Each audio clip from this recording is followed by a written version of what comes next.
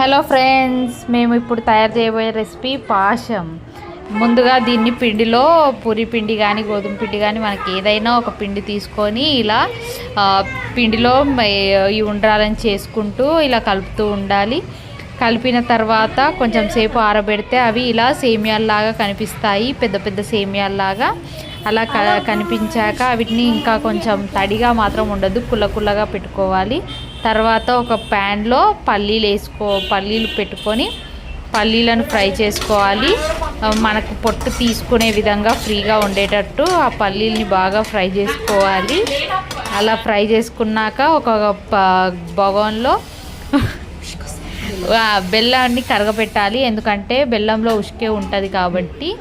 ఒక పెద్ద గిన్నె పెట్టుకొని దాంట్లో ఫస్ట్గా గసాలు వేసుకొని దాని తర్వాత మనం తయారు చేసుకున్న సేమియా మిశ్రమాన్ని దాంట్లో కొద్దిగా వేసుకుంటూ ఉండాలి.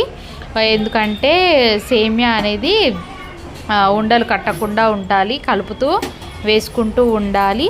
అలా వేసుకునేటప్పుడు పొయ్యి సిమ్లోనే పెట్టి ఉంచాలి.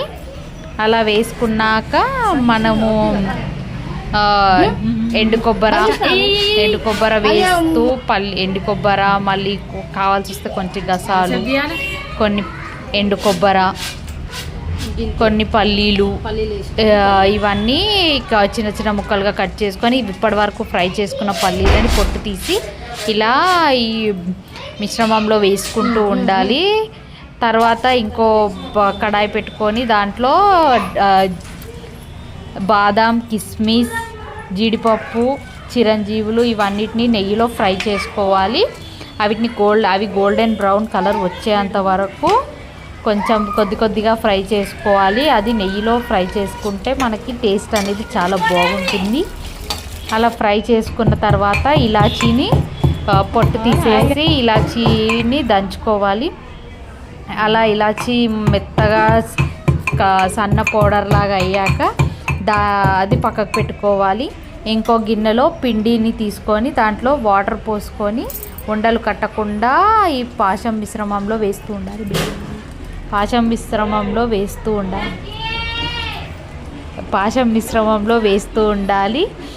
కొద్దిగా కలుపుతూ ఉండాలి. దాని తర్వాత ఇలాచి పౌడర్ని కూడా వేసుకొని కలుపుతూ ఉండాలి. తర్వాత ముందుగా మనం వేయించి పెట్టుకున్న డ్రై ఫ్రూట్స్ని కూడా అందులో వేసి నెయ్యి వాసన కొంచెం పాశంలో ఇంకేదాకా కలుపుతూ ఉండాలి. ఎందుకంటే కింద అడుగు అనేది మాడకుండా మంచిగా రావాలి కాబట్టి అలా కలుపుతూ ఉండాలి. తిక్కగా ఉండేటట్టు కలుపుకోవాలి.